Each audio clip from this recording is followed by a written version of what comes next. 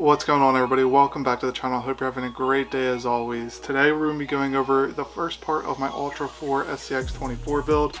Now this started out as a deadbolt. If you guys have watched my previous videos, you've probably seen my red deadbolt. If not, I'll put some videos up on screen for you right now. So I actually went and picked up a 3D printer about a week and a half ago, and once I got it all set up, it actually is pretty easy to use. And if you don't have one, I would recommend picking up one if you're into little RC cars, SCX24, SCX10s. I mean, I've got a few up here we're 3D printing parts for right now. Then obviously this SCX24 Ultra 4 build.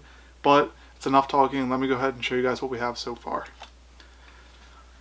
So as you can see, we got the chassis, we got pretty much everything set up so far. This is just a rough setup. I pretty much bolted everything up to make sure everything worked before I got too far into this, because I actually printed this a couple times prior before I got my settings all set up right, and it didn't really come out perfect.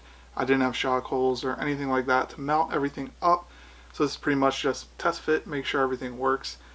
But let me go ahead and show you guys some more in-depth things that we're going to have to figure out on this build, because it did not go as planned really. I forgot to read a certain part of the description prior to getting this set up. So as you can see, this thing turned out pretty sick. It looks just like an Ultra 4 car, and we're definitely going to have a little bit of work to do to get the body set up perfectly and get everything worked out right. But one of the main issues I ran into with this chassis and not having an upgraded motor, as far as switching from like an Enduro or basic motor, not having upgraded ESC, any of that stuff, is some of the mounts didn't really work out. So that is why, let me get it out here, the ESC is just set in there for now. We have to figure out a mounting solution for that. The normal mount usually goes right back here over top of the motor, but with that upgraded Enduro motor, there wasn't enough room to fit this, so I had to cut that mount out, and we'll have to figure out where to mount this. So my plan for that is to mount it somewhere in here. Then we'll 3D print a radiator to go over top of it to hide that.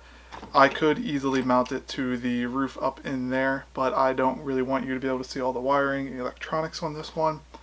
And besides that, this was a bolt up build, and it was my fault for not reading that it didn't work with those motors. But I'm sure we can get this figured out and get a mounting spot for this if we have to.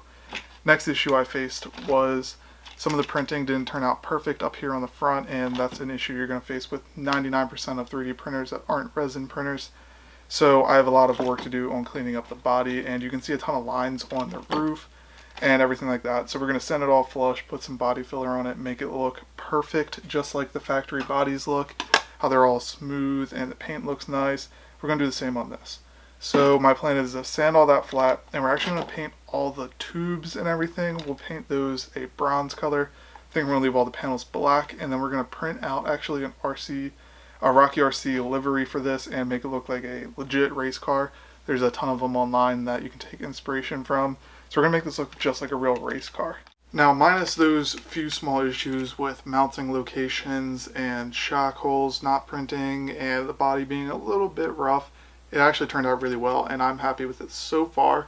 I think it turned out sick. So let me know what you guys think down in the comments. Also, there's a couple of different options with this one that I'm going to add to it. For example, back here we're going to add amber lights, and it'll be like a chase bar. I'll go ahead and put a picture up on screen of what that would look like for a real Ultra 4 car. I think that would be sick. So as always, guys, thank you so much for watching this video, and I'll see you in the next one.